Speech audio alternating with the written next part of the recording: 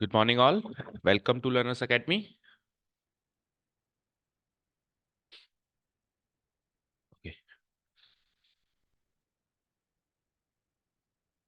So the next topic in the chapter is probability chapter. जो 13 chapter है, दो topics हम cover करके आए हैं. The third and the most interesting, most exciting topic is Bayes theorem.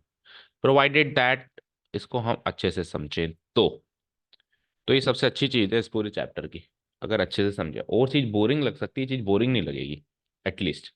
अच्छा, इसके जो रिटन नोट्स हैं वो तो बड़े बोरिंग है. लाइक अभी अगर आप एनसीईआरटी खोल के इसको पढ़ने लगोगे ना, तो शायद समझ में भी नहीं आएगा और बहुत सारा बोरिंग है. तो वही नोट्स अपने को भी लिखने हैं.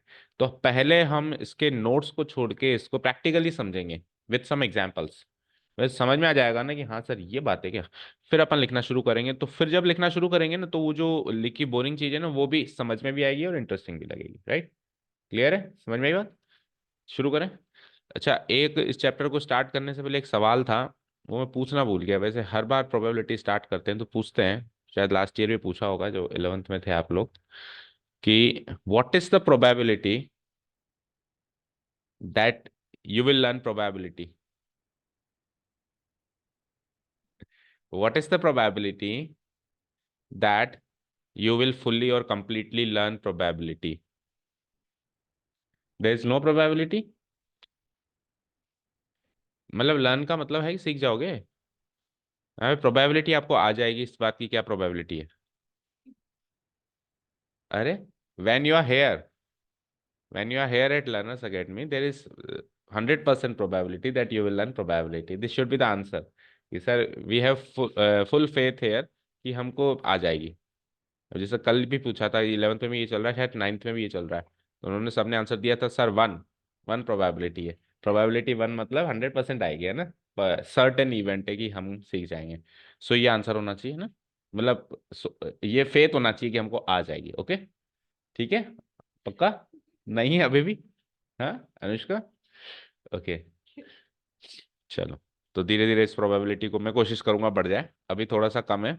ठीक है. नहीं, ऐसा नहीं है कि पूरा चैप्टर अभी आ जाना चाहिए. अभी तक पूरा चैप्टर पढ़ा नहीं है ना. जितना पढ़ा है उतना उतना तो आना ही चाहिए ना. ठीक है. अब जब पूरा चैप्टर हो जाएगा उसके बाद की बात है कि that you will learn probability at the end of the chapter. What is the probability that you will have learned the probability in the complete way. So अच्छी प्रोबेबिलिटी मानना उसको. ठीक है, चलो आ जाओ. स्टार्ट करें टॉपिक. देखो, हमारे पास किसी की शादी का कार्ड आता है, किसी की शादी का निमंत्रण आता है. तो वो अपने को जनरली ओरल कम्युनिकेशन से जब कहता है तो ऐसे ही कहता है कि शादी में आ जाना, इस तारीख को शादी है. अब वो कुछ खास होता है तो डिटेल में ही बताता है. लेकिन आजकल तो खास भी डिटेल में नहीं बताते, कार्ड भेज देते हैं, कार्ड में देख लेना बाकी सारे प्रोग्राम्स. लेकिन शादी से पहले और प्रोग्राम्स भी तो होते हैं. लाइक लेडी संगीत, लाइक उससे पहले haldi ceremony, mehndi ceremony, number of programmes आजकल चलते हैं, है ना. Bachelors party, pool party. तो वो नंबर ऑफ प्रोग्राम्स भी होते हैं. तो एक एक करके थोड़ा ना गिनाएगा, इसमें भी आना, इसमें भी आना, इसमें भी आना, इसमें भी आना, वो कहे शादी में आना. ओवरऑल उसने कवर कर दिया. तो वो कंप्लीट जो ओवरऑल शादी है वो तो है बेस थ्योरम. लेकिन इससे एसोसिएटेड इससे पहले भी कुछ एक्टिविटीज हैं. ठीक है. अब वो नहीं होगा तो ये हो सकता है क्या? लेडी संगीत नहीं हुआ, मेहंदी सेरेमनी, तो डायरेक्ट शादी हो सकती है क्या? ऐसे तो ना, वही शादी कर ले उसके बाद कर लेंगे. Not possible. ठीक है ना. तो इससे पहले बेस थ्योरम से पहले आपको जो चीज सिखानी है, दो चीजें हैं, उसको हम पहले कवर करेंगे. तो एक बार टेबल बनाऊं तो इसको सीखने से पहले सबसे पहले आपको सीखना पड़ेगा पार्टीशन ऑफ सैंपल. ये टॉपिक का नाम है. ये क्या है? टॉपिक का नाम है पार्टीशन ऑफ सैंपल स्पेस. ये जब सीख जाओगे ये जब सीख जाओगे, ये मैं तो एक एक एग्जांपल से दोनों तीनों चीजें सिखा दूंगा, बट इनकी जो प्रोसेस फॉलो होगी, जो हायरार्की फॉलो होगी, वो इट इज लाइक दिस कि पार्टीशन ऑफ सैंपल स्पेस से जो अगली चीज सीखी जाती है उसको कहते हैं थ्योरम ऑफ टोटल प्रोबेबिलिटी. क्या कहते हैं? Theorem of total probability. और जब थ्योरम ऑफ टोटल प्रोबेबिलिटी समझ जाते हैं, तब इसके बाद आती है एक्चुअली द मेन शादी, यानी कि बेस थ्योरम. इसके बाद आता है नंबर तो बेस थ्योरम का. सर फिर पहले ही हेडिंग, अरे मेन हेडिंग तो वही है ना. अब मेन हेडिंग गाड़ी पे तो लिखोगे ना शादी, ऐसा ना लिखा होगा लेडी संगीत, है ना. वो तो उसके अंदर डिटेल है ना. तो ये है हमारा base theorem. Bayes theorem, sir अजीब सा नाम नहीं. बेस नामक मैथमेटिशियन या लॉजिशियन ने इसको डेवलप किया, इसलिए इसका नाम बेस थ्योरम पड़ गया। ओके, BAYES उसका नाम था बेस, जैसे थेल्स थ्योरम, जैसे Pythagoras theorem, likewise Bayes theorem. यहां तक क्लियर? जो चीज समझे तो यानी कि हमको उसको 3 स्टेप में पढ़ना है। मैं एक ही एग्जांपल दूंगा, उसमें मैं तीनों बता दूंगा, ये क्या है, ये क्या है, ये क्या है। लेकिन एक जो हायरार्की फॉलो होती है, जब अपन लिखेंगे तो लिखने के लिए अपने को पहले वो लिखना, जैसे कि इसने कह दिया एक्सप्लेन करो, थ्योरेटिकल क्वेश्चन आ गया, तो आप डायरेक्ट बेस थ्योरम नहीं समझा सकते उसको आपको बताना पड़ेगा कि थ्योरम ऑफ टोटल प्रोबेबिलिटी क्या होती है, और उससे पहले आपको बताना पड़ेगा पार्टीशन ऑफ सैंपल स्पेस क्या होता है, कैसे किया जाता है। ठीक है, स्टार्ट करें। अच्छा, इसमें कुछ जो है टेक्निकल टर्म्स भी यूज होंगे in between the concepts, like hypothesis, like प्रायोरी probability, like reverse probability. तो उनके लिए रेडी रहना। इजी है, बट मैं एग्जांपल से स्टार्ट करता हूं, तो फिर उसी के अंदर सब बता देंगे कि ये तो प्रायोरी प्रोबेबिलिटी है, ये हाइपोथेसिस है, ये क्या है। ठीक है, स्टार्ट करें। मुझे बताओ, एक छोटा सा एग्जांपल मैं पूछता हूँ कि लेट से बहुत ही 10th लेवल का क्वेश्चन पूछ लेता हूँ आपसे, कि एक बैग है, उस बैग में 10 तो ब्लैक बॉल्स है और 15 वाइट बॉल्स हैं। 10 तो क्या है, ब्लैक बॉल्स, और या फिर ऐसे ले लो, 10 तो है उसमें एप्पल्स, है ना, और 15 है बनानास। 10 तो एप्पल्स हैं, ए और बी हो जाएगा ना, और 15 है बनाना, कोई फ्रूट का बैग है ना। तो उसमें से आप एक एक फ्रूट उठाते हो, तो क्या संभावना है कि वो एप्पल ही निकलेगा? बताओ क्या संभावना है। हाँ, एप्पल निकलने की संभावना बताओ। टोटल कितना है? हाँ, तो फिर संभावना बताओ। 10/25। Apples number of favourable cases 10, और टोटल नंबर ऑफ केसेस हैं यहाँ पे 25, तो 10/25, you can say it is 2/5। Sir very easy, बहुत सरल सी बात है। ओके, ये आता है ना आपको। अब स्टार्ट करते हैं। अब ये तो था एक सिनेरियो जो हम 10th तक सीखते थे, 11th में सीखे। अब 12th में थोड़ा सा सिनेरियो चेंज कर रहा हूँ मैं। मैंने सृष्टि को बोला, सृष्टि वो रूम है, उसमें से एक फ्रूट लेके आओ, है ना। मान लो कोई पूजा चल रही है, पंडित जी ने एक फ्रूट मंगाया है, एप्पल मंगाया है। तो मैंने कहा कि जाओ सृष्टि, उस रूम में एक एप्पल पड़ा होगा, लेके आओ, पंडित जी मंगा रहे हैं। ओके, तो सृष्टि रूम में गई ना, तो सृष्टि के सामने डिलेमा आ गया। डिलेमा मतलब तसमंजस में फंस गई वो, क्योंकि एक नहीं दो बैग थे वहां पे। कितने बैग्स थे? दो, एक बैग वन, एक बैग टू। ओके, ये है हमारी सृष्टि। अब सृष्टि सोच रही है, ये बैग उठाऊं, ये बैग उठाऊं। ओके, ये बैग उठाऊं, ये बैग उठाऊं, ये बैग वन है और ये है बैग टू। ठीक है, अब इस बैग के अंदर लेट से वही पहले वाले फ्रूट हैं। कितने कितने थे? 10 तो एप्पल थे, और 15 थे हमारे बनानास। इसमें मान लेते हैं कि लेट से 15 एप्पल हैं और 25 बनानास। ठीक है, अब सृष्टि को एप्पल चाहिए, वो यहां से भी हो सकता है, यहां से भी हो सकता है ना। तो सृष्टि पहले बैग चूज करेगी, बाद में एप्पल चूज, बाद में एक फ्रूट चूज करेगी, और फिर हमको चाहिए वो एप्पल ही। एप्पल चूज करेगी नहीं, एक फ्रूट चूज करेगी, और वो एप्पल होना चाहिए, ये मेरा फेवरेबल केस है, फ्रूट चूज करेगी, है ना। तो लेट से सृष्टि ने इस बैग को चूज करना है, उस इवेंट को कह देता हूँ E1, choosing of bag one. और इस इवेंट को चूज करेगी, उसको कह देता हूँ E2। तो ऑब्वियसली दो ही बैग्स हैं, तो दो ही केसेस हैं, तो प्रोबेबिलिटी ऑफ E1 और प्रोबेबिलिटी ऑफ E2 हो जाएगी हाफ हाफ। Very easy. आधी संभावना है कि बैग वन चूज करेगी, आधी संभावना है वो बैग टू चूज करेगी। लेट्स से उसने बैग वन चूज कर लिया, कर लिया, कर लिया। अब बैग वन चूज करने के बाद एप्पल निकलने की संभावना वही जो पहले निकली थी, अभी जब मैं सिनेरियो वन में बताया, क्योंकि इसमें टोटल कितने हैं? 10, और टोटल है 25, तो 10/25। आप मुझे बताओ, 10/25 आप 2/5 आंसर तो निकाल रहे हो। इस चीज को आप प्रोबेबिलिटी की दुनिया में क्या कहोगे कि बैग वन चूज करने के बाद आप एप्पल निकाल रहे हो? लेट से एप्पल निकालने को इवेंट ए कह देते हैं। एप्पल निकालने को event A, A for a event है कि choosing an apple, choosing an apple. फिर से सुनो मेरा सवाल। बैग वन चूज हो गया, अब बैग टू को एक बार भूल जाओ, बैग टू है ही नहीं, मालूम। बैग वन चूज हो गया, बैग वन चूज होकर उसमें से एप्पल निकल के आ जाए, फ्रूट निकालती क्या निकल के आ जाए? एप्पल निकल के आ जाए। इस चीज की संभावनाओं को, इस इवेंट को आप प्रोबेबिलिटी की दुनिया में कैसे डिनोट करोगे? उसका नोटेशन क्या होगा? जैसे इसका नोटेशन है P(E1), इसका नोटेशन है P(E2). ये तो बैग चूज कर रहे हैं अपन, है ना। भाई E1 तो है choosing of bag one, E2 है चूजिंग ऑफ बैग टू, तो बैग वन चूज करने की संभावना होगा प्रोबेबिलिटी ऑफ E1, और बैग टू चूज करने की संभावना होगा प्रोबेबिलिटी ऑफ E2। अब सुनो, बैग चूज हो गया, बैग चूज होने के बाद अब आपको एक एप्पल निकालना है, फ्रूट निकालते हुए एप्पल निकलना चाहिए। तो इस बैग में से एप्पल निकले, फ्रूट निकालते ही इस चीज की संभावना को या उस इवेंट को, आप संभावना के लिए तो फिर पी लगा देंगे अपन, जस्ट इवेंट सोचो आप, उस इवेंट को अपन कैसे डिनोट करेंगे, उसका नोटेशन क्या होगा लिखने का, सोचो। वो किस इवेंट की प्रोबेबिलिटी होगी, probability of what, probability of Apple की। ओके, तो बेटा प्रोबेबिलिटी ऑफ, अगर मैं यहां से चूज करूं तो भी प्रोबेबिलिटी ऑफ एप्पल ही होगा वो तो फिर इधर प्रोबेबिलिटी ऑफ एप्पल आ रहा है 10/25, इधर प्रोबेबिलिटी ऑफ एप्पल आ रहा है 15/40। इसका टोटल कितना लगेगा 25, इसका टोटल कितना लगेगा 40। तो पी ऑफ ए दो जगह अलग अलग कैसे आ सकता है, 10/20। A1 क्यों होगा, एप्पल ही तो चाहिए, ए इवेंट ए क्या है, एप्पल चाहिए, इवेंट ए क्या है, एप्पल चाहिए, एप्पल इधर चाहिए, एप्पल इधर चाहिए। तो इसको आप कहोगे 10/25, इसको आप कहोगे 15/40। तो ये तो दो अलग अलग आंसर्स आ गए। दैट मीन्स इसको ए तो नहीं कहेंगे, और उसको ए कहेंगे तो इसको कुछ और कहेंगे, या फिर इसको कुछ और कहेंगे उसको कुछ कहेंगे, या हो सकता है दोनों को कुछ और कह रहे हो, यानी कि आपने नोटेशन गलत लिखा है। क्योंकि नोटेशन एक ऐसी चीज होती है जो जस्टिफाई करे उसको। आपके एक ही क्वेश्चन में दो अलग अलग आंसर्स कैसे आ सकते हैं सेम नोटेशन के, आपने एक्स की वैल्यू दो अलग अलग निकाली एक तरीके से, है ना। अब एक्स की वैल्यू दो अलग अलग निकाली, यानी या तो आपने गलत निकाली है, यानी आप, या फिर आप उसको एक्स कह रहे हो वो गलत कह रहे हो। आप एक को तो एक्स कहो, किसी को कुछ और कहो, या तो, या दोनों को ही शायद कुछ और कहो। तो नोटेशन सोचो, अभी भी गलत सोचा है आपने, प्रोबेबिलिटी ऑफ ए नहीं कहेंगे इसको। देखो, जब आप इस बैग से ए एप्पल निकाल रहे हो, जब आप इस बैग से एप्पल निकाल रहे हो बेटा, तब आपने बैग वन तो चूज कर लिया है ना, तो इवेंट इवन तो हो चुका है ना।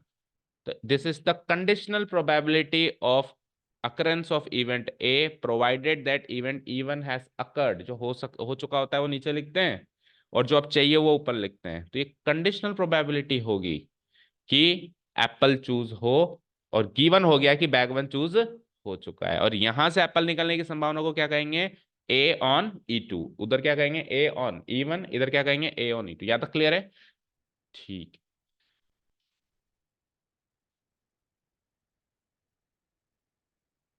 यहां से एप्पल चूज करने की संभावना को नोटेशन में लिख देता हूं मैं, A on E1, और यहां से एप्पल चूज करने की संभावना को मैं लिख देता हूं A on E2।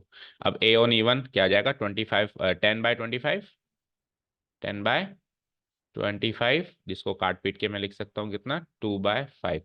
और यहाँ से क्या आ जाएगा ये 15/40, जिसको 5 से काट के मैं क्या लिख सकता हूँ 3। आप देखो ये अलग आ रहा है, ये अलग आ रहा है। ठीक है, यहाँ तक कोई डाउट नहीं है? ठीक है। अब मेरा सवाल ये था कि इस पूरी वारदात में सृष्टि एप्पल चूज करेगी, इसकी संभावना बताओ। तो आप कहोगे सर ये निकाली तो है मैंने 2/5। मैं कहा नहीं, गलत, ये तो एप्पल निकलने की संभावना तब है जब बैग वन चूज हुआ था। फिर शशि कहा कि सर ये निकाल तो ली मैंने कहा कि नहीं नहीं, ये तो एप्पल चूज करने की संभावना तब है जब बैग टू चूज हुआ था।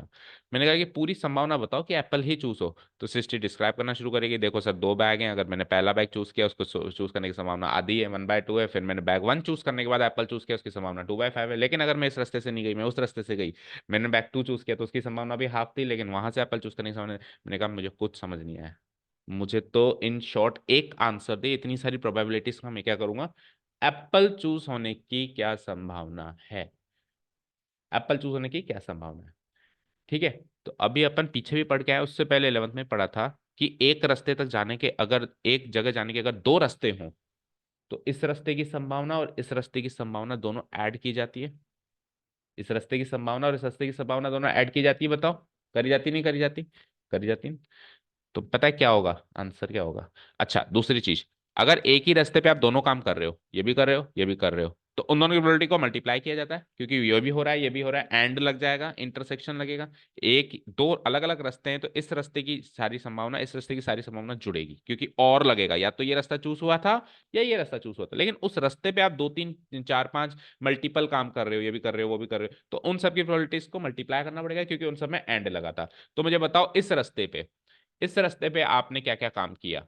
इस रास्ते पे आपने सबसे पहले बैग वन चूज किया जिसकी संभावना ये है, और फिर बैग वन चूज करके एप्पल चूज किया जिसकी संभावना है। तो आपने दोनों काम किए, ये केवल बैग चूज करके रह गए, पहले बैग भी चूज किया। तो इन दोनों प्रोबेबिलिटीज का तो हो जाएगा प्रोडक्ट।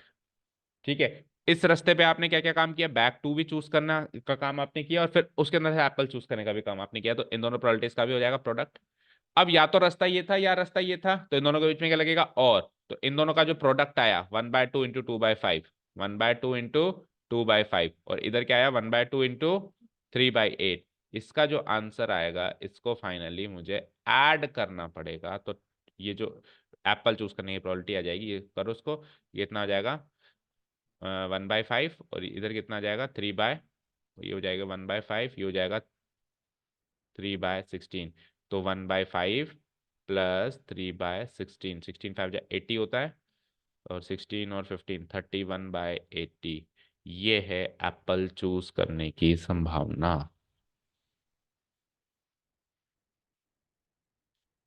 फाइनली एप्पल चूज करने की संभावना कितनी है, ये है। ठीक है, अब यहाँ पे मैंने बाकी सबको डिनोट कर दिया है, बस ये लास्ट में जो ये चीज है इसको डिनोट नहीं किया है। इस चीज को कैसे डिनोट करेंगे, तो ये क्या है, पहले इवन करना, बाद में ए करना, है ना। तो इस चीज को मैं कहूंगा probability of even intersection A. भाई बैग वन भी चूज कर रहे हो, इंटरसेक्शन मतलब साथ में फिर एप्पल भी चूज कर रहे हो। ठीक है, अब आप खुद सोचो, अभी multi theorem of multiplication, multiplication theorem probability आपने सीखी है, उसमें आप क्या करते थे, इवन इंटरसेक्शन ए की प्रोबेबिलिटी कैसे निकालते थे, पहले इवन की मल्टीप्लाई ए ऑन इवन, यही करते थे। तो अभी भी तो आपने ये किया, ये है इवन, ये है ए ऑन इवन, ऐसे ही निकाली है। तो इस पूरी बात को क्या कहेंगे, इवन इंटरसेक्शन ए, क्या कहेंगे, इवन। और इस पूरी चीज को क्या कहेंगे, ये जो चीज निकाली है इसको कहूंगा मैं probability of E2 intersection A. ये 1/2 × 3/8 जो आपने निकाला है, इस चीज को क्या कहेंगे, E2 इंटरसेक्शन। और फाइनली जो मेरी प्रोबेबिलिटी ऑफ ए है वो कैसे निकलेगी, probability of even intersection A plus probability of E2 intersection A. Sir अगर इवन रास्ता चूज किया होगा उसके बाद एप्पल निकाला होगा, या तो ये रास्ता है, या फिर E2 रास्ता चूज किया होगा उसके बाद एप्पल निकाला होगा, या फिर ये रास्ता है। इन दोनों की संभावना को जोड़ो, क्योंकि इन दोनों के बीच में और लग रहा है, या तो ये या तो ये मेरी एप्पल निकलने की फाइनल संभावना है, अगर मैं बैक चूज करके एक फ्रूट चूज करता हूं तो। और ये जो 31/80 आंसर आया है ना, ये जिस लॉजिक से आया है इसको कहते हैं थ्योरम ऑफ टोटल प्रोबेबिलिटी। क्या कहते हैं, ये टोटल प्रोबेबिलिटी है एप्पल आने की, इस रास्ते से कुछ है, इस रास्ते से कुछ संभावना है, टोटल बता, टोटल कितनी संभावना है ये। तो अभी भी बेस थ्योरम तो स्टार्ट भी नहीं हुआ, और ना ही मैंने उसका अभी तक जिक्र किया है। ठीक है, अब इसके अंदर दो चीजें तो कवर हो गई, एक तो पार्टीशन ऑफ सैंपल स्पेस और एक theorem of total. Partition of sample space नहीं बताया मैंने, क्या है पता है, ये जो दो रास्ते हैं ना, यही पार्टीशन है। सैंपल स्पेस मतलब पूरा सैंपल स्पेस, उसका मैंने पार्टीशन कर दिया कि या तो ये रास्ता या तो ये रास्ता। तो ये दो रास्ते जो होते हैं, ठीक है, इस दो रास्तों को चूज कर, मतलब दो रास्तों में बांट देना, सैंपल स्पेस पार्टीशन मतलब क्या होता है, बंटवारा करना, दो रास्ते में उसको बांट देना ही होता है पार्टीशन ऑफ सैंपल स्पेस। और जो वो रास्ते होते हैं इसको कहते हैं हाइपोथेसिस। थोड़े थोड़े टेक्निकल टर्म समझते जाओ, इस रास्तों को क्या कहते हैं अपन, हाइपोथेसिस। हाइपोथेसिस, ये भी क्या है, हाइपोथेसिस। तो मैं यूं कह सकता हूं कि जो पहला इवेंट है, जो पहला एक्टिविटी है शादी से पहले की मेहंदी सेरेमनी, जो सबसे पहली वाली थी, क्या थी, पार्टीशन ऑफ सैंपल स्पेस। उसमें एक सैंपल स्पेस दो या तीन हाइपोथेसिस में बट जाता है। ये भी दो रास्ते थे, तीन भी रास्ते हो सकते हैं। तो इस रास्ते से क्या संभावना है, इस रास्ते से क्या संभावना है, इस रास्ते से क्या संभावना है, तीनों को जोड़ूंगा तो वो टोटल संभावना आएगी। तो उस पूरी थ्योरम को हम क्या कहेंगे, थ्योरम ऑफ टोटल प्रोबेबिलिटी। यानी थ्योरम ऑफ टोटल प्रोबेबिलिटी एक इवेंट को घटित होने की वो संभावना देती है जो तीन चार रास्तों से होकर आ सकता है। ठीक है, क्लियर है, तीन चार रास्तों से होकर आ सकता है। यहां पे ये E1 और E2 को हम कॉस भी बोलते हैं, हाइपोथेसिस जो होता है ना उसको क्या बोलते हैं, कॉस। ये कारण है ये रिजल्ट आने का। और जो फाइनल मुझे इवेंट चाहिए, प्रोबेबिलिटी ऑफ ए चाहिए, ये जो ए है इसको हम रिजल्ट भी बोलते हैं, क्या बोलते हैं, रिजल्ट। भाई कारण क्या था ए को चूज करने का, ये कारण था, मैंने बैग वन चूज किया तब जाके एप्पल आया, मैंने बैग टू चूज किया तब जाके एप्पल आया। ठीक है, तो थ्योरम ऑफ टोटल प्रोबेबिलिटी एक ऐसे रिजल्ट की प्रोबेबिलिटी आपको देती है जो तीन चार अलग अलग कारणों से होकर मिल सकती है। तो तीनों चारों कारणों से अलग अलग प्रोबेबिलिटी निकाल के फाइनल को एड अप कर दिया जाता है, और टोटल प्रोबेबिलिटी मिल जाती है, रिजल्ट की, फाइनल रिजल्ट की टोटल प्रोबेबिलिटी मिल जाती है। इसलिए इस थ्योरम को क्या कहते हैं, थ्योरम ऑफ टोटल प्रोबेबिलिटी। तो पार्टीशन ऑफ सैंपल स्पेस और theorem of total probability cover हुआ। पार्टीशन का मतलब रास्ते तोड़ देना, जितने भी पॉसिबल रास्ते हैं वहां से, है ना, पार्टीशन कर देना सैंपल स्पेस का। ठीक है, कॉस हाइपोथेसिस जो है उसमें तोड़ देना, जिसको अपन कॉस भी बोलते हैं। फिर उसके बाद थ्योरम ऑफ टोटल प्रोबेबिलिटी क्या कहती है कि अलग अलग रास्तों से आपकी क्या क्या प्रोबेबिलिटी बनी उनको निकालो और फिर एडअप करो। ठीक है, अब इसी में समझाऊं बेस थ्योरम, समझाऊं, समझ में आया टोटल प्रोबेबिलिटी। अब सृष्टि एप्पल ले आई फाइनली, पंडित जी को दे दिया, लेकिन एप्पल सड़ा हुआ निकला। ठीक है, तो सृष्टि को बुलाया गया, सृष्टि इधर आओ, कहाँ से लाई हो ये एप्पल। अब सृष्टि भूल गई कौन से बैग से लाई थी। ठीक है, अब कोई बताना चाह रहा है कि उस बैग में तो सड़े एप्पल थे, या इस बैग में सड़े, ऐसा कुछ बताना चाह रहा है कि उधर से क्यों लाई, उसमें से लाती। तो सृष्टि से एक सवाल पूछा गया कि कौन से बैग से निकला था। यानी रिजल्ट तो आ चुका है, एप्पल तो निकल चुका है, पर ये किस कारण से निकला था। कॉस वन से निकला था या कॉस टू से निकला था, इसको बोलते हैं रिवर्स प्रोबेबिलिटी। और रिवर्स प्रोबेबिलिटी जब अप्लाई निकाली जाती है, रिवर्स प्रोबेबिलिटी जब निकाली जाती है, उस थ्योरम को कहते हैं बेस थ्योरम। यानी रिजल्ट आ चुका है, रिजल्ट आ चुका है। अब ये बैग, ये E1 कॉस से आया था, हाइपोथेसिस से आया था, या E2 से आया था। यानी एप्पल निकलने के बाद ये सोचा जाए कि ये बैग, ये एप्पल बैग वन से निकला था, इसकी क्या संभावना है, और ये जो एप्पल है ये बैग टू से निकला था, इसकी क्या संभावना है। तो इस संभावनाओं को हम कहते हैं रिवर्स प्रोबेबिलिटी, और ये जिस थ्योरम से निकाली जाती है इसको कहते हैं बेस थ्योरम।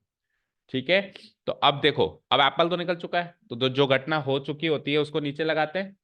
ठीक है, एप्पल तो निकल चुका है, तो जो घटना हो जाती है उसको हम कहाँ लगाते हैं, नीचे। तो ए तो लगा दूंगा नीचे। अब क्या संभावना है कि ये E1 से निकला था, तो उसको लगाऊं, जो मुझे चाहिए वो तो ऊपर लगाते हैं ना। तो ये प्रोबेबिलिटी ऑफ E1 ऑन ए, इसी को कहते हैं रिवर्स प्रोबेबिलिटी। ये नोटेशन बन गया उसका, इसको हम क्या कहते हैं भाई, रिजल्ट को नीचे लगा दूं, रिजल्ट तो आ चुका है। अब मैं कॉस की प्रोबेबिलिटी निकाल रहा हूं, कारण की प्रोबेबिलिटी। तो रिवर्स प्रोबेबिलिटी को प्रोबेबिलिटी ऑफ कॉसेस भी बोला जाता है, या प्रोबेबिलिटी ऑफ हाइपोथेसिस भी बोला जाता है। Probability of causes, reverse probability को क्या क्या बोलते हैं, कॉस की, कारण की प्रोबेबिलिटी। रिजल्ट आने के बाद किस कारण से वो रिजल्ट आया था उसकी प्रोबेबिलिटी। ये सोचना क्यों जरूरी होता है प्रैक्टिकल वे में। सपोज करो कोई बड़ी कंपनी है, उसने तीन चार कारणों से कोई प्रोडक्ट लॉन्च किया, कोई एक्टिविटी कंडक्ट करी, और उससे उसको सफलता मिल गई, सफलता मिल गई, तो वो अगली बारी के लिए याद रखेगी ना कि ये सफलता कहाँ से मिली, ताकि अगली बार भी वो काम करे, तभी तो उसका आगे फ्यूचर में प्रॉफिट होगा। तो उसको याद रखना पड़ेगा, इसलिए ये रिवर्स प्रोबेबिलिटी सोची और समझी जा, अभी और एग्जांपल्स भी हैं, पूरी एक्सरसाइज भरी पड़ी। ठीक है, बेस थ्योरम और थ्योरम ऑफ टोटल प्रोबेबिलिटी का एक हिंट और है कि इसका क्वेश्चन काफी लेंदी होता है। लेंदी मतलब चार पांच लाइनों का लिखा लिखा लिखा लिखा, स्टोरी बहुत बड़ी होती है इसमें। तो भी एक हिंट है कि बेस थ्योरम या तीसरी एक्सरसाइज का क्वेश्चन है ये। ठीक है, हाँ, एक प्रॉब्लम और होती है कि इन क्वेश्चंस में ये नहीं समझ आता कि बेस थ्योरम लगाना है या टोटल प्रोबेबिलिटी लगानी है। तो अगर आपको रिजल्ट की प्रोबेबिलिटी चाहिए तब तो टोटल लगानी है, रिजल्ट आ गया पीछे कारण की प्रोबेबिलिटी चाहिए तब आपको बेस थ्योरम लगाना है, रिवर्स प्रोबेबिलिटी निकालनी है। समझ गए क्या, वो क्वेश्चन पढ़ के। हाँ, यस, अगर आपको थ्योरम ऑफ टोटल प्रोबेबिलिटी पूछे तब तो आपका 31/80 आंसर आ गया है। और अगर आपको ये ना पूछे, बेस थ्योरम लगा के रिवर्स प्रोबेबिलिटी पूछे, तो इसके आगे भी और है, इतना तो करना ही पड़ेगा। इसके आगे अभी और है। अभी आंसर बताया क्या है मैंने, कॉस वन की प्रोबेबिलिटी अब बताऊंगा। अब बताऊं उसकी प्रोबेबिलिटी, देखो, ये 31/80 टोटल प्रोबेबिलिटी थी। इसके अंदर किस किस का समावेश था, इसका 1/5 का और 3/16 का। 1/15 आपको प्रोबेबिलिटी E1 से मिली थी, 3/16 आपको यहाँ से मिली थी, और टोटल इतनी मिली थी। तो टोटल हमेशा नीचे लगाते हैं, 31/80। अब आपने टोटल निकाला ही नहीं तो नीचे क्या लगाओगे, इसलिए तो निकालना पड़ेगा ना। डिवाइडेड बाय, आपको E1 चाहिए, E1 से क्या कंट्रीब्यूशन था, yes this is the answer. और अगर E2 से चाहिए तो 1/E2 कर दो, और 1/5 की जगह 3/16 कर दो, दिस इज द आंसर। यानी टोटल निकाल लो, जहां जहां से मिला उसमें से किस कारण की प्रोबेबिलिटी चाहिए। टोटल प्रोबेबिलिटी तो हमेशा नीचे लगेगी। टोटल प्रोबेबिलिटी, अब टोटल प्रोबेबिलिटी पूछिए तो भी निकालनी पड़ रही है, और नहीं पूछिए, बेस थ्योरम पूछा है तो भी टोटल प्रोबेबिलिटी तो निकालनी पड़ेगी, क्योंकि नीचे क्या लगाऊंगा, है ना। और ऊपर जिस कारण से आपको चाहिए, उससे चाहिए तो उसकी लगा दो, उससे चाहिए उसकी लगा दो, तीसरे चाहिए तीसरी लगा दो। मैक्सिमम तीन हाइपोथेसिस में तोड़वा के ये आपको क्वेश्चन बना के दे सकता है, अगर वेटेज ज्यादा है, नहीं तो दो, दो से तीन, तीन से चार नहीं करेगा, नहीं तो काफी लंबी क्वेश्चन हो जाए। ठीक है, अब सर ये तो नंबर्स में आपने खेल गए, लेकिन इसका नोट, इसका फॉर्मूला क्या बनेगा, तो इसका फॉर्मूला बताऊं, ये तो मैंने इधर से इधर, इधर से इधर डिवाइड करा दिया। ठीक है, अच्छा वन मोर थिंग, इस प्रोबेबिलिटी और इस प्रोबेबिलिटी का सम कभी भी वन नहीं होगा, इस प्रोबेबिलिटी और इस प्रोबेबिलिटी का सम भी कभी वन नहीं होगा। देखो 2/5 प्लस 3/8 वन नहीं होता, 1/5 3/16 31/80 बनाता, ये भी वन नहीं बनाता। लेकिन अभी जो आप रिवर्स प्रोबेबिलिटी निकाल रहे हो, तो आप E1 की और E2 की दोनों की निकालो और फिर जोड़ो तो उसका सम हमेशा वन बनेगा। जैसे एप्पल तो निकल चुका है, अब एप्पल कारण वन से निकला था या कारण टू से निकल रहा था, आपने अलग अलग निकाल लिया, कारण वन से ये निकल, ये संभावना है, कारण टू से, तो वो उन दोनों का सम हमेशा वन होगा, क्योंकि दो ही तो कारण थे, तीसरा तो कोई कारण नहीं था, तो सारा सब कुछ कवर हो गया ना। यानी कि मैं एक बार तो E1 से निकाल लूं, एक बार तो मैं निकाल लूं, ये चेक करने का तरीका है कि मेरा आंसर सही है नहीं है। एक बार तो मैं E1 से निकालूं तो कैसे निकालूंगा, 1/5 ऑफ 31/80, और एक बार मैं यहाँ लिख देता हूँ प्रोबेबिलिटी ऑफ E2 ऑन ए, ये निकाल लूं तो ये कैसे निकालूंगा, 3/16 डिवाइडेड बाय 31/80। अब मैं इन दोनों को जोड़ूंगा ना जब, तो इसका सम हमेशा बनाएगा। ठीक है, यानी बेस थ्योरम अलग अलग कारणों से सबका निकाल के जोड़ दूं तो बनाएगा। ठीक है, अब फॉर्मूला बताओ। देखो फॉर्मूला ये है कि ऊपर तो आप ये वाली प्रोबेबिलिटी ले रहे हो, इस प्रोबेबिलिटी को आप क्या लिख सकते हो, ये तो ये, या फिर खोल के रखो तो ये।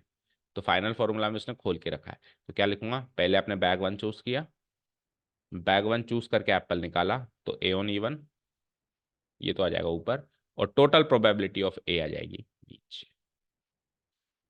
अच्छा, ये तरह से नहीं समझ में आया, सपोज करो सर मुझे नहीं समझ में आया तरह से। आपने पहली एक्सरसाइज कंडीशनल प्रोबेबिलिटी पढ़ी है, कंडीशनल प्रोबेबिलिटी में मुझे बताओ प्रोबेबिलिटी ऑफ A1B क्या होता है। तो इन दोनों का इंटरसेक्शन ऊपर और प्रोबेबिलिटी ऑफ ए नीचे, ऐसे ही करोगे। ठीक है, probability of E1 intersection A ऊपर और प्रोबेबिलिटी ऑफ ए नीचे। अब E1 इंटरसेक्शन ए को खोल के ऐसे ही तो लिखते हैं हम कि पहले E1 करवा लो फिर A1 E1 करवा लो।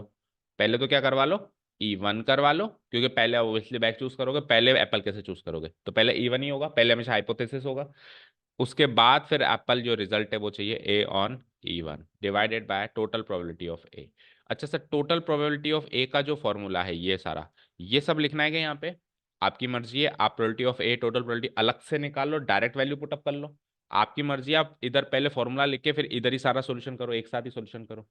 ठीक है ना, कैसे भी कर सकते हैं, अगर दो ही हाइपोथेसिस तो जनरली इधर ही कर देना चाहिए, और अगर मान लो तीन हाइपोथेसिस है तो फॉर्मूला ही काफी लंबा बन जाएगा, तो पहले probability of A total probability अलग से निकाल लो एक सेक्शन में, उसके बाद बस उसकी वैल्यू पुटअप करने का काम रहेगा।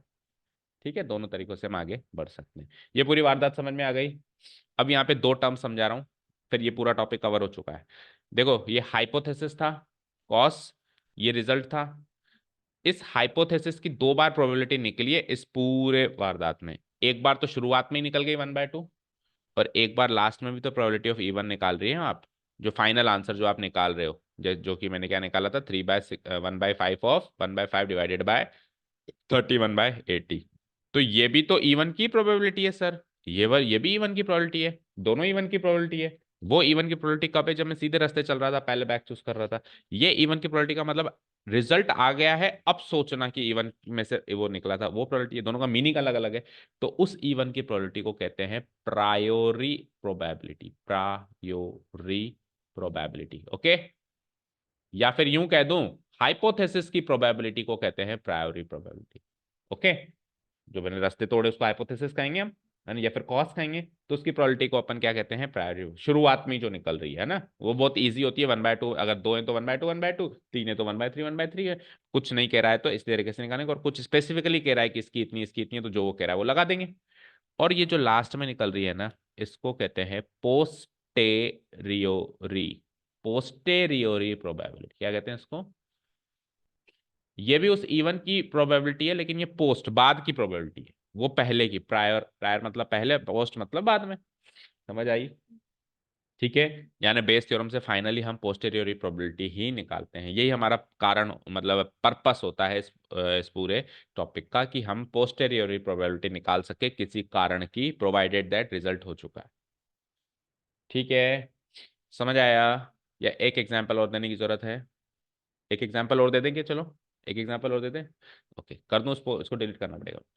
देखो, लेट्स से कि पप्पू नाम का कोई लड़का है, वो पास होना चाहता है, उसको पास होने के तीन रास्ते दिखाई दे रहे हैं, एक दो तीन, ओके। पास होने को इवेंट ए कह देते हैं, इवेंट ए क्या है? पप्पू पास हो गया। ओके।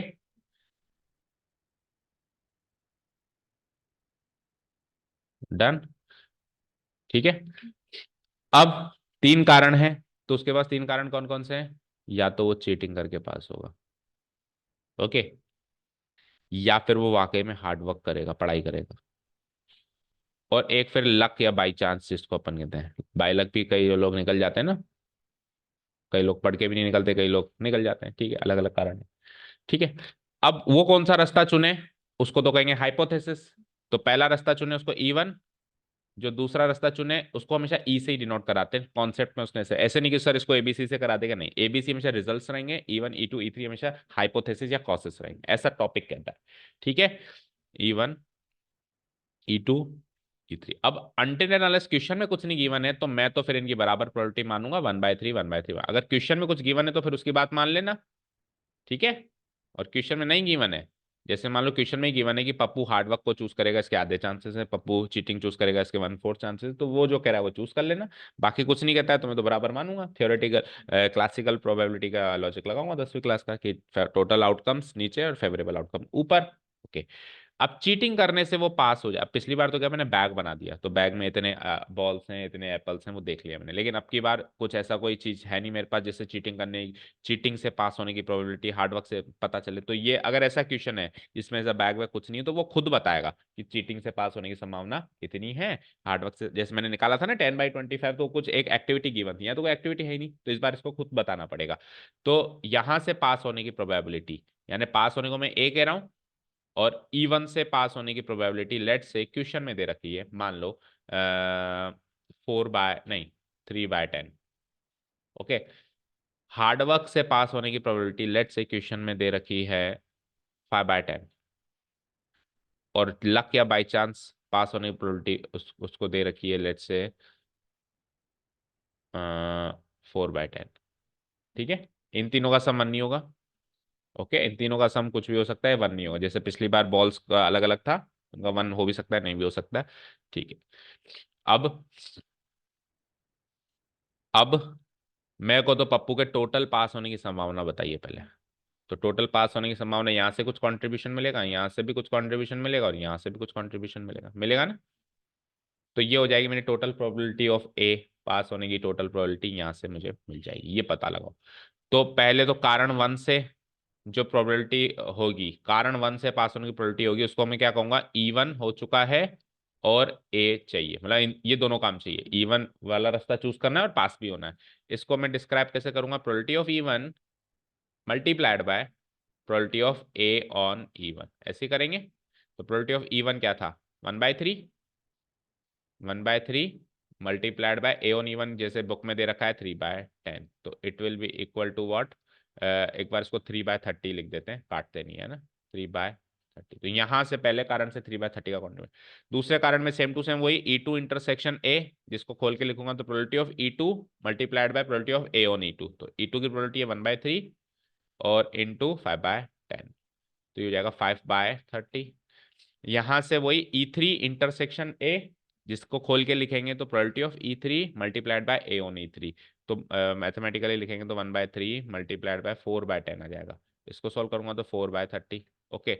अब टोटल प्रोबेबिलिटी कैसे निकलेगी, 3/30 सर वहां से मिला है, 5/30 यहाँ से मिला है, और 4/30 यहाँ से मिला है, तो टोटल कर दो, 5 और 3 15 और 4 19, 19/30 चांसेस हैं कि वो पास हो जाएगा कुल मिला के। ये थोड़ा ना बनाएगी, अगर यही 1 आ गई तो फिर पास होना ही गारंटेड हो गया। ये 1 नहीं आएगी ना ये आएगी, ठीक है। ये तो प्रोबेबिलिटी ऑफ ए है कि पास होने की गारंटी, अलग अलग कारणों से फेल भी तो हो सकता है वो। अगर ये 1 आ जाए तो दैट मीन्स रिजल्ट मिलना ही मिलना है, ऐसा कुछ थोड़ा ना है कि रिजल्ट मिलना ही मिलना है। अब क्या 1 आएगा, पहले तो आप उल्टा सोचो। अब कहीं से खबर लगी कि पप्पू फाइनली पास हो गया, उसके बाद ही वो गाना बना था। ठीक है, पप्पू पास हो गया गाना है ना कोई, वो मान लो उसके बाद ही बना था। तो अब जब वो पास हो गया, तो हम लोग प्रिडिक्ट कर रहे हैं यार क्या प्रोबेबिलिटी है कि वो चीटिंग करके पास हुआ है, क्या प्रोबेबिलिटी है कि वो हार्डवर्क करके पास हुआ है, क्या प्रोबेबिलिटी है वो लक या बाई चांस से पास हुआ है। तो तीनों अलग अलग निकाल रहा हूं मैं। ठीक है। पहली चीज, क्या प्रोबेबिलिटी है कि पप्पू पास तो हो गया, ए इवेंट तो हो गया, लेकिन वो E1 वाले कारण से पास हुआ।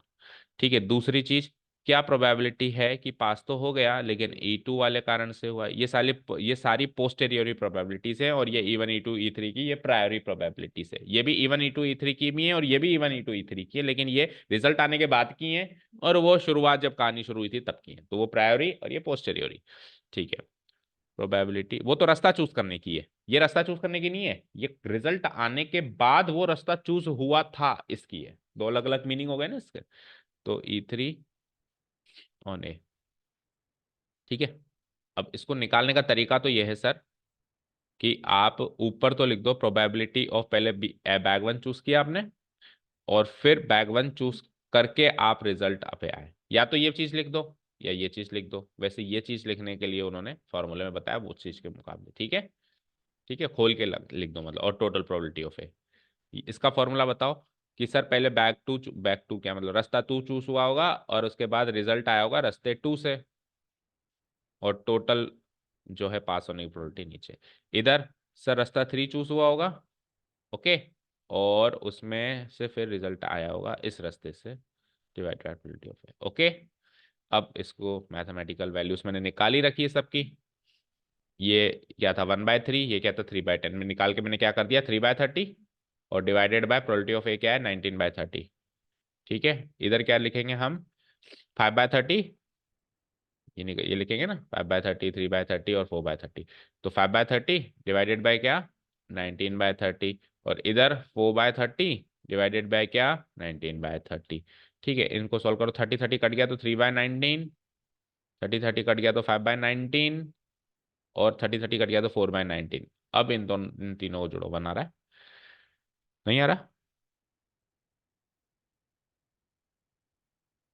तो फिर हमने वहां गलती करी है कुछ। 5 और 3 8 और 4 12 ही तो होते हैं, 19 थोड़ा ना होता है, तो 12 से डिवाइड करेंगे। टोटल प्रोबेबिलिटी गलत निकाली, 5 और 3 8, 8 और 4 12, तो यहाँ पे भी 12, फिर तो जहां जहां 19 है वहां पे 12।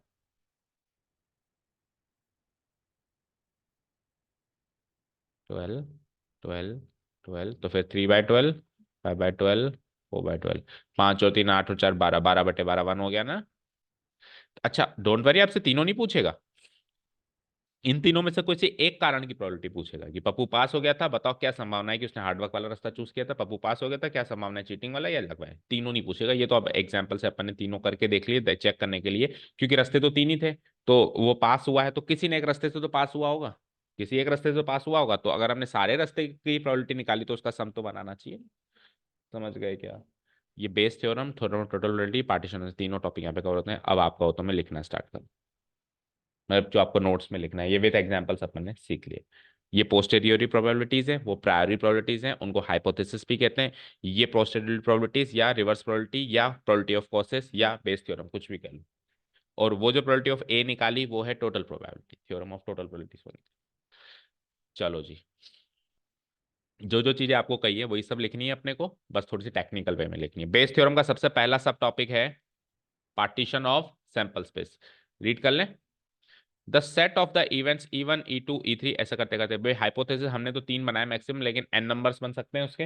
वो बना के नहीं देगा कि 10 बनाओ, वो मैक्सिमम तीन ही देगा, लेकिन बन तो सकते हैं प्रैक्टिकली। भाई कारण तो 10 भी हो सकते हैं, 50 भी हो सकते हैं। ठीक है, तो E1 E2 E3 up to En, where n is a natural number associated with a sample space. किसी एक सैंपल स्पेस से एसोसिएटेड कुछ हाइपोथेसिस या फिर कुछ कारण के जो सेट होता है, उस पूरे सेट को अपन क्या कहते हैं partition of the sample space. अगर वो तीन चीजें माने तो, अगर वो तीन चीजें माने तो ही उसको पार्टीशन ऑफ सैंपल स्पेस कहेंगे, नहीं तो उसको पार्टीशन ऑफ सैंपल स्पेस नहीं कहेंगे। और पार्टीशन ऑफ सैंपल स्पेस अगर नहीं बना तो फिर टोटल प्रोबेबिलिटी नहीं बनेगी, वो नहीं बना तो बेस थ्योरम नहीं बनेगा। तो कहानी यहीं से शुरू होगी। ठीक है, अब तीन चीजें कौन कौन सी हैं ऐसे कैजुअली समझो। पहली चीज है कि जो आपने E1 और E2 या E3 जो भी किया है, इन सब का आपस में कोई लेना देना नहीं होना चाहिए। ये एक डिफरेंट रास्ता होना चाहिए, एक डिफरेंट रास्ता होना चाहिए, एक डिफरेंट रास्ता होना चाहिए, यानी कि इनकी प्रोबेबिलिटीज जो होनी चाहिए वो इंडिपेंडेंट होनी चाहिए। या फिर यूं कहूं, नहीं इंडिपेंडेंट नहीं, सॉरी, ये दोनों इवेंट्स म्यूचुअली एक्सक्लूसिव होने चाहिए। इसका इससे कोई इंटरसेक्शन नहीं होना चाहिए, इसका इससे कोई इंटरसेक्शन नहीं होना चाहिए। पहली चीज। दूसरी चीज, जितने भी रास्तों में आपने उसको तोड़ा है, जैसे तीन रास्तों में आपने तोड़ा है, तो तीनों मिला के वापस सैंपल स्पेस बना देने चाहिए। ऐसे नहीं है कि सर तीन तीन तोड़ तो मैंने दिया, लेकिन जब जोड़ रहा हूं तो वापस सैंपल स्पेस बन ही नहीं रहा है, तो यानी कुछ ना कुछ टुकड़ा भी रह गया है, यानी कि E4 भी है वहां पे। समझ गए? तो ये दो चीजें। तीसरी चीज, जितने भी रस्तों में आपने इसको तोड़ा है, 10 रस्तों में तोड़ा है, तो सबकी प्रोबेबिलिटी जीरो से बड़ी होनी चाहिए। क्योंकि किसी की प्रोबेबिलिटी अगर जीरो है तो यानी कि वो रास्ता, तो वो कारण तो है ही नहीं, फिर वो इम्पॉसिबल इवेंट है। जैसे मैंने कहा कि सर 4 कारण थे, है ना, एक 3 कारण तो ये था, चौथा कारण ये था। चौथा कारण क्या था मुझे नहीं पता। चौथा कारण ये था कि उसकी है ना मिनिस्टर से सेटिंग थी, इसलिए पास हो गया वो। ठीक है, कोई बड़े अधिकारी से उसकी सेटिंग थी, उसको पैसे खिला के वो पास हो गया। तो फिर मैंने कहा कि चलो उसकी प्रोबेबिलिटी बता, तो आपने कहा उसकी प्रोबेबिलिटी जीरो है। तो फिर ये वो कारण ही नहीं है ना, मतलब फिर उसको शामिल ही क्यों कर रहा है तू सैंपल स्पेस में, है ना। तो फिर तो ऐसे ही बोल लो मैं 3 ही कारण है। तो चौथा मनगढ़ंत कारण बना के उसकी प्रोबेबिलिटी जीरो बता रहा है, दैट मीन्स वो कारण एग्जिस्ट ही नहीं कर रहा है, तो मेरा क्यों टाइम वेस्ट कर रहा है, समझ गए। तो ये 3 चीजें होनी चाहिए। पहली चीज कि आपको इन दोनों तीनों चारों में हर एक बाइक पेयर वाइज आप देखो, E1 का E2 से, E2 का E3 से, E3 का E7 से, कुछ भी कॉमन नहीं मिलना चाहिए। जो पार्टीशन किया है वो न्यारा न्यारा पार्टीशन होना चाहिए, इसका इससे कुछ कॉमन नहीं हो, उसका इससे कुछ कॉमन नहीं हो। दूसरा, उन सारे कारणों का हाइपोथेसिस को मिला दें तो वापस सैंपल स्पेस बन जाना चाहिए। जैसे अभी अपन ने 3 रास्ते निकाले थे, तो तीनों की प्रोबेबिलिटी 1/3 1/3 1/3 रखी थी, तो तीनों को ऐड कर दूं तो 1 बनेगा ना, वापस सैंपल स्पेस बन रहा है नहीं बन रहा है। मान लो 1 नहीं बनता, यानी कि एक चौथा कारण हो रहा है, या तो उसका जिक्र ही नहीं कर रहे हो, है ना। समझ गए। दूसरा, उन सबको जोड़े तो सैंपल स्पेस बन जाए। तीसरा, सबकी प्रोबेबिलिटी जीरो से बड़ी होनी चाहिए, जैसे इसकी प्रोबेबिलिटी 1/3 है, इसकी 1/3 1 तीनों की प्रोबेबिलिटी जीरो से बड़ी है। पढ़े इसको। पहली चीज, आई इंटरसेक्शन जे फाई होना चाहिए, यानी वही दो अलग अलग न्यारे न्यारे ये इवेंट्स होने चाहिए। फॉर ऑल, इसका मतलब क्या होता है, फॉर ऑल, जहां पे आई और जे आप 1 2 3 4 अप टू एन रख सकते हो। ठीक है, अब आप बार बार ऐसे कहो कि सर E1 का इंटरसेक्शन E2 से, E1 का इंटरसेक्शन E2 से फाइव हो, ठीक है ना, फिर आपको E1 का E3 से भी फाइव हो, मान लो 10 है। फिर आपको E1 का E4 से, फिर E2 का E3 से, फिर E3 का E7 से, फिर E7 का E9, तो ऐसे बार बार थोड़ा ना बार बार सारी बातें कहेंगे। तो शॉर्ट में क्या कह दिया अपन ने, EI इंटरसेक्शन EJ फाइव होना चाहिए, जहां पे आई और जे 1 2 से लेके एन तक चलते जाएंगे चलते जाएंगे चलते जाएंगे। इस पूरी बात को अपन शॉर्ट में कहें, ये तो मैथमेटिकल टर्म था, शॉर्ट में कहें तो क्या कहेंगे हम, EI और EJ दोनों म्यूचुअली एक्सक्लूसिव इवेंट्स होने चाहिए, उनमें कोई कॉमन नहीं आना चाहिए। पहली शर्त है ये, पार्टीशन ऑफ सैंपल स्पेस। दूसरी शर्त, इन सबका वापस यूनियन कर दें तो वापस सैंपल स्पेस बन जाना चाहिए। और इस चीज को अगर अपन स्टेटमेंट वाइज कहें तो क्या कहेंगे कि E1 E2 E3 ये सारे के सारे अप टू EN, ये क्या होने चाहिए, एग्जॉस्टिव होने चाहिए। क्या होने चाहिए, एग्जॉस्टिव इवेंट्स वो होते हैं जो वापस सैंपल स्पेस को पूरा कर दें। सारे इवेंट्स मिला के एग्जॉस्टिव कहलाएंगे अगर वो sample space complete perfectly sample space पूरा कर दें। अगर सैंपल स्पेस से वो छोटा है तब वो एग्जॉस्टिव नहीं है, बड़ा है तो भी नहीं है। बिल्कुल एग्जैक्टली जो टुकड़े टूटे हैं वापस जुड़ के, अगर वो, ये सपोज करो कि एक कांच का कोई शीट थी मेरे पास, इतनी बड़ी प्लेट थी, वो टूट गई तो उसके 4 5 टुकड़े हो गए। टुकड़े हो गए तो मैंने सोचा कि फटाफट टुकड़े ढूंढ ले, मम्मी आ जाएगी मारेगी, उससे पहले अपन जोड़ देते हैं। तो अपन ने जैसे उसको जोड़ना शुरू किया इधर इधर इधर, तो थोड़ा सा टुकड़ा बच गया। दैट मीन्स वो जो टुकड़े मुझे मिले वो एग्जॉस्टिव नहीं है, अभी कुछ बाकी है उसका। तो वो सब वापस सैंपल स्पेस परफेक्टली बना सकते हो तो वो एग्जॉस्टिव होते हैं। तो दूसरी शर्त है कि एग्जॉस्टिव इवेंट्स में ही आप हाइपोथेसिस तोड़ोगे। और तीसरा, इनमें से कुछ भी एक पर्टिकुलर इवेंट उठा लो तो वो इम्पॉसिबल नहीं निकलना चाहिए, उसकी प्रोबेबिलिटी ग्रेटर देन जीरो निकलनी चाहिए। ठीक है, आप कोई सा भी फॉर ऑल आई आप 1 2 3 4 N ले लो, EI की प्रोबेबिलिटी हमेशा जीरो होनी चाहिए, यानी कि EI नामक जो इवेंट है वो कभी भी इम्पॉसिबल नहीं होना चाहिए। ओके। तो 3 का शर्तें, कई बार 1 नंबर का क्वेश्चन आता है कि पार्टीशन ऑफ सैंपल स्पेस की 3 शर्तें क्या हैं। तो पहली शर्त, EI इंटरसेक्शन EJ फाई आना चाहिए, चाहे इसे आप I और J कप कितने भी 1 to N तक ले लो। या फिर शॉर्ट में कहें तो EI और EJ क्या होने चाहिए, म्यूचुअली एक्सक्लूसिव इवेंट्स। दूसरी शर्त क्या है, E1 union E2 union E3 union, ऐसे करते करते up to EN union sample space पूरा हो जाना चाहिए। इस पूरी चीज को स्टेटमेंट में क्या कहते हैं कि एग्जॉस्टिव इवेंट्स होने चाहिए, वो सारे के सारे मिलके। और तीसरा क्या है कि EI की प्रोबेबिलिटी ग्रेटर देन जीरो होनी चाहिए, आई कुछ भी ले लो 1 to N। इसको दूसरे शब्दों में क्या बोलते हैं कि EI नामक इवेंट, कोई सा भी EI नामक इवेंट उसमें से इम्पॉसिबल नहीं होना चाहिए, म्यूचुअली एक्सक्लूसिव होना चाहिए, एग्जॉस्टिव होना चाहिए, इम्पॉसिबल नहीं होना चाहिए, तब जाके आप पार्टीशन ऑफ सैंपल स्पेस को परफेक्टली कह सकते हो। ओके, चले आगे। ये हो गई मेहंदी सेरेमनी खत्म। अब आ जाओ लेडी संगीत, थ्योरम ऑफ टोटल प्रोबेबिलिटी।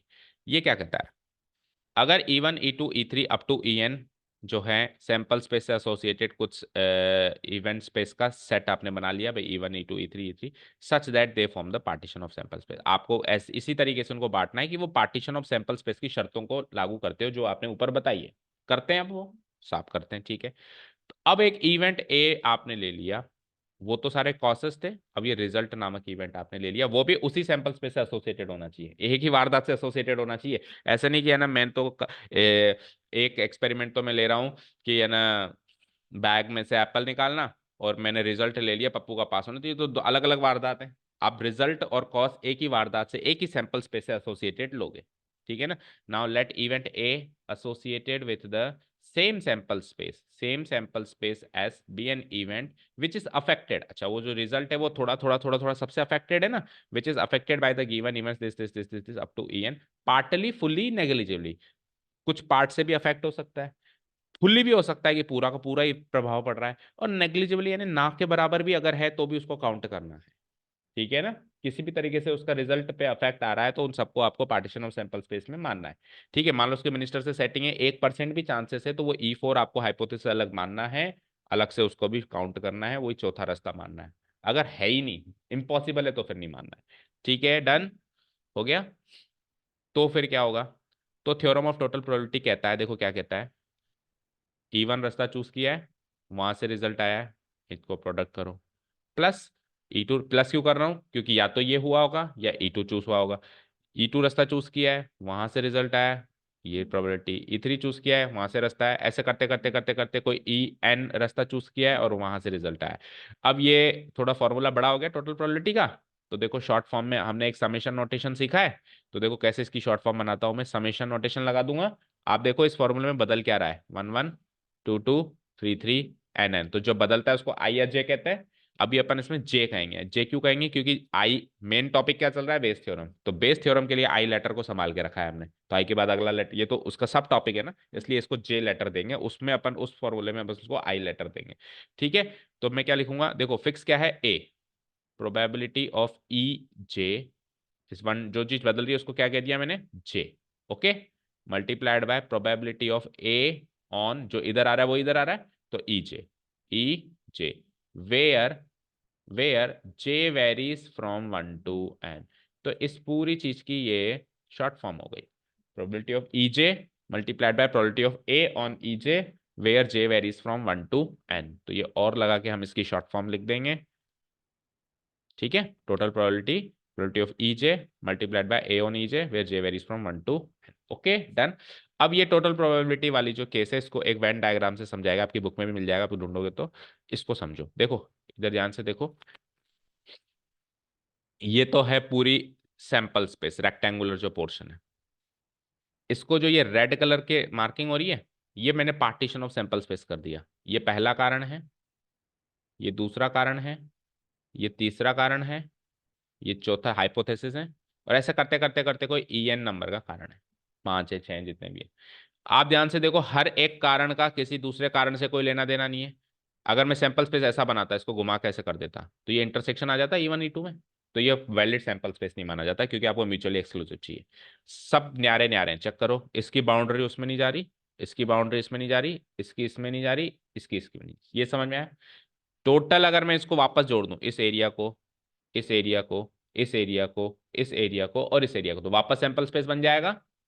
अच्छा, तीसरा शर्त क्या थी, सबकी प्रोबेबिलिटी कुछ तो होनी चाहिए ग्रेटर देन 0, तो सबकी कुछ तो है, देखो कुछ एरिया तो सब में है ना, कुछ एरिया तो सब में है ना, भले नेग्लिजिबल हो लेकिन है, ठीक है ना। तीनों शर्त मान रहे हो, तो सैंपल स्पेस पार्टीशन तो कर दिया सर आपने। अब ए नाम का कोई रिजल्ट है, ये जो इलिप्स बनाया अपन, इलिप्स, ये वो ए नाम का रिजल्ट है जो थोड़ा थोड़ा थोड़ा थोड़ा सबसे प्रभावित हो रहा है। देखो E1 से इतना प्रभावित हुआ, E2 से इतना हुआ, ठीक है ना, E3 से बहुत ज्यादा हो रहा है, नहीं ये नहीं, सॉरी, ए और E3 का इंटरसेक्शन देखना पड़ेगा ना, ये E3 से प्रभावित हो रहा है, इतना E4 से हो रहा है, और इतना कोई एन नामक आखिरी तक आखिरी से हो रहा है। फिर जब इन सबको जोड़ दूंगा तो टोटल प्रोबेबिलिटी ऑफ ए मिलेगी, नहीं मिलेगी, मिलेगी। अब इस वेन डायग्राम के हिसाब से अपन प्रोबेबिलिटी ऑफ ए का फॉर्मूला तैयार कर रहे हैं। तो देखो, ए सेट को मैं टोटल सैंपल स्पेस और ए का इंटरसेक्शन कह सकता हूं, क्योंकि बड़े और छोटे का इंटरसेक्शन छोटा ही होता है, तो ए बराबर ए इंटरसेक्शन एस। एस को मैंने कुछ इवेंट्स में तोड़ दिया, E1 E2 E3 E4 up to EN। ऐसे आप तभी तोड़ सकते हो जब सारे के सारे म्यूचुअली एक्सक्लूसिव हो। मान लो म्यूचुअली एक्सक्लूसिव नहीं है, कुछ इंटरसेक्शन आ रहा है, कुछ कॉमन पार्ट है, तो कॉमन पार्ट को घटाना पड़ता है। जैसे ए यूनियन बी क्या होता है, A plus B minus A intersection भी होता है ना, क्योंकि हम ये मानते हैं कि ए और बी में कुछ कॉमन होगा। लेकिन मान लो कि कॉमन ही ना हो, तो आप ए यूनियन बी को ए यूनियन बी लिख के ही छोड़ोगे, तो अभी अपन ने वैसे ही कॉमन नहीं लिया, तो सबको तोड़ने का मतलब ऐसे ही तोड़ोगे, कुछ इंटरसेक्शन है ही नहीं माइनस करने के लिए, समझ गए। अब आप यहाँ पे डिस्ट्रीब्यूटिव लॉ लगाओ सेट्स का, इंटरसेक्शन का यूनियन पे कैसे लगता है, A intersection E one union A intersection E two. जैसे अंदर मान लो मैथमेटिकली इधर मल्टीप्लाई और अंदर प्लस प्लस प्लस प्लस हो तो कैसे करते हैं, A into E one plus A into E two, ऐसे करते हैं। तो सेट्स की दुनिया में मल्टीप्लाई का मतलब इंटरसेक्शन और यूनियन का मतलब एडिशन, ठीक है ना। तो A intersection E one union A intersection E two E three, ऐसे करते करते करते ए इंटरसेक्शन ई एन, ठीक है, यहाँ तो कोई डाउट नहीं है। अब आपको क्या चाहिए, टोटल प्रोबेबिलिटी।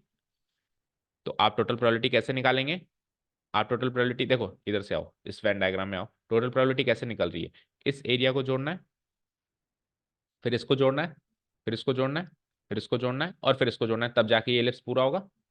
अब ये एरिया क्या है, ये एरिया है ए और ई वन का intersection, E one intersection A, ये सुनो। फिर ये एरिया क्या है, ई टू और ए का इंटरसेक्शन, ये है ई थ्री और ए का इंटरसेक्शन, ये है ई फोर और ऐसे करते हैं। तो टोटल निकालने के लिए फिर सबको पहले तो इंटरसेक्शन अलग अलग अलग अलग कैलकुलेट करो और फिर जोड़ो, ऐसे ही निकलेगा। तो ऐसे ही हमने यहाँ पे नीचे लिखा है इसको कि टोटल प्रोबेबिलिटी ऑफ ए निकालने के लिए आपको ए का ई वन से इंटरसेक्शन, ई टू से ई थ्री, ऐसे करके अलग अलग चलना। अब ए इंटरसेक्शन ई वन को फिर आपने मल्टीप्लीकेशन थ्योरम ऑफ प्रोबेबिलिटी जो लास्ट चैप्टर में अपन ने सीखा उससे तोड़ दिया कि पहले ई वन करा लो और फिर ए ऑन ई वन करा लो, इसमें पहले ई टू करा लो फिर ए ऑन ई टू करा लो, फिर ऐसे करते करते करते लास्ट में चले गए, जितने भी ये कॉसेस हैं उतने ही ये यहाँ पे टर्म्स बन जाएंगी। जैसे यहाँ पे मैंने तीन टर्म्स तो बना दिए, एक दो तीन, और ऐसे करते करते एन नंबर ऑफ टर्म्स भी बन सकती है। तो ये प्रोबेबिलिटी ऑफ टोटल प्रोबेबिलिटी का निकालने का फॉर्मूला, और इसी चीज को फिर अपन शॉर्ट फॉर्म में समेशन नोटेशन में लिख सकते हैं, मैंने बता दिया क्या समेशन, बार बार मत लिखो आप, प्रोबेबिलिटी ऑफ, यहाँ लिख देते हैं समेशन, कैसे लिखते हैं बोलो, समेशन प्रोबेबिलिटी ऑफ ई जे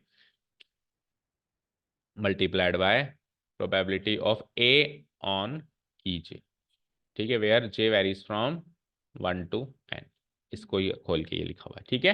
अब Bayes theorem the main topic, Bayes theorem में रिवर्स प्रोबेबिलिटी, पहले तो इसका मीनिंग समझो। Let the events E one E two E three E N, ये सारे के सारे partition of sample space constitute करते हैं, मान लो ये इवेंट ए वही है इनका रिजल्ट इवेंट जो इन सबसे थोड़ा थोड़ा थोड़ा थोड़ा प्रभावित है।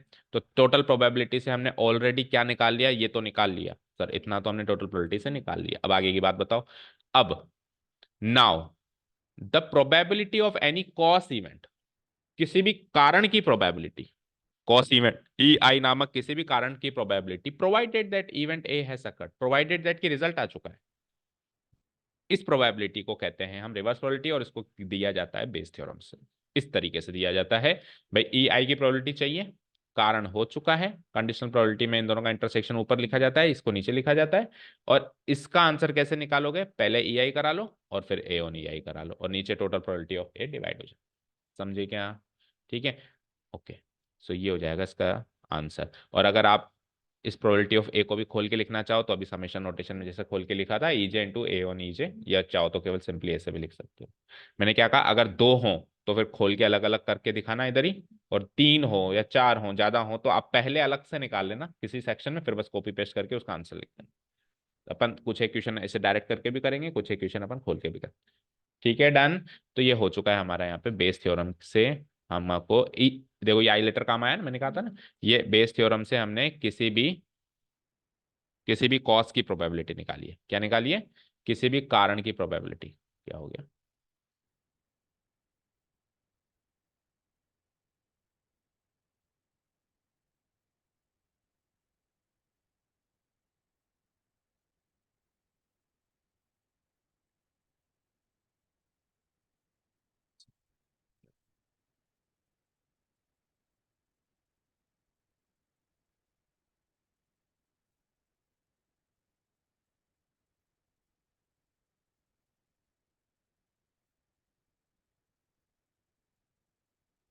आखिर के 5 मिनट बचे हैं बस, उसमें अटकना है इसको।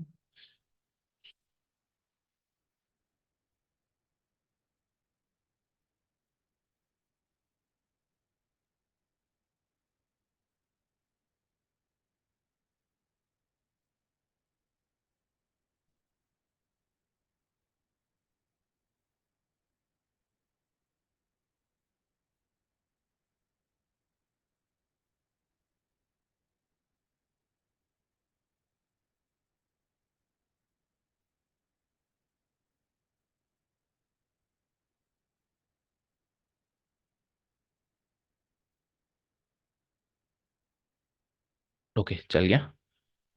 रिकॉर्डिंग चालू है क्या? अटक रहा है।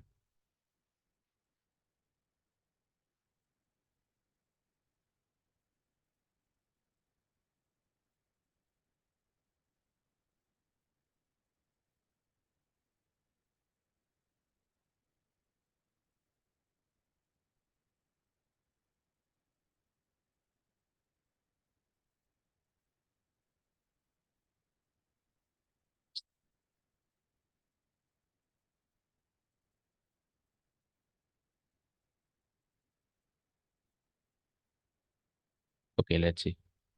हाँ, अब टेक्निकल टर्म्स वैसे मैं आपको बता चुका हूँ। अटक क्यों रहा है?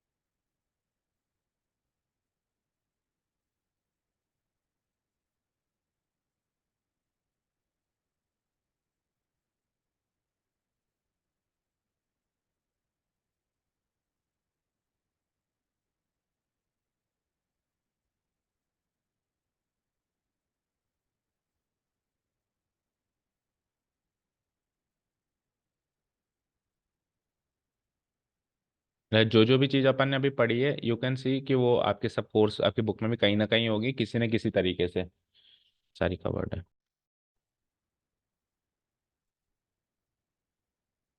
चलो, let's see the technical terms. फटाफट से 5 मिनट का और है। और कुछ बस वो टेक्निकल बातें हैं, बाकी तो हमने टॉपिक तो कवर कर लिया। Technical terms to be remembered while applying Bayes theorem. Bayes theorem apply करते टाइम कुछ टेक्निकल टर्म्स हैं, उसको रिमेंबर करना क्यों जरूरी है? क्योंकि 1 से 2 नंबर के, आधे नंबर के एमसीक्यूज इसमें से बन जाते हैं। जो कॉस इवेंट्स होते हैं, यानी कि जो रास्ते हमने चूज करने होते हैं, कॉस भी कहते हैं, हाइपोथेसिस भी कहते हैं उनको। तो उनको क्या बोला जाता है? हाइपोथेसिस। क्या बोला जाता है? Hypothesis. The cos events E1 E2 E3 जो आप EN तक चूज कर सकते हो, बीच में कहीं EI नाम का भी हो सकता है, आर कॉल्ड द हाइपोथेसिस। दूसरा, उन हाइपोथेसिस की जो जनरल प्रोबेबिलिटी, यानी जब मैं रास्ता चूज कर रहा हूं उस समय की प्रोबेबिलिटी को कहेंगे प्रायोरी प्रोबेबिलिटी, जो 1/2 1/2 1/2 या 1/3 1/3 बनती है।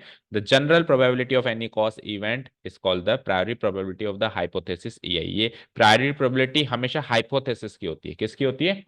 अगर एक कहूंगा तो हाइपोथेसिस, और एक से ज्यादा कहूंगा तो IS becomes ES, plural form hypothesis. ठीक है, अब ये बहुत सारे एक साथ की बात करी ना, तो जैसे बॉय का प्लूरल बॉयज, तो वैसे हाइपोथेसिस का प्लूरल हाइपोथेसिस। ठीक है।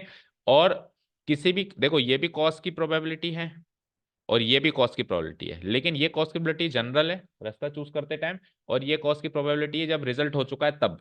है ना? Provided that result event A has occurred.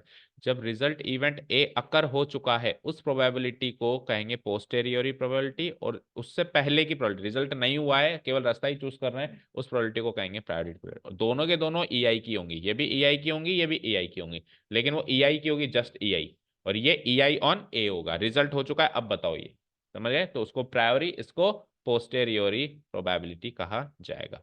ठीक है, आगे आ जाओ। बेस थ्योरम को हम, the Bayes theorem is also called the formula. Bayes theorem को हम एक फॉर्मूले, एक नाम से और जानते हैं, इसको कहा जाता है formula to find probability of causes और द रिवर्स प्रोबेबिलिटी।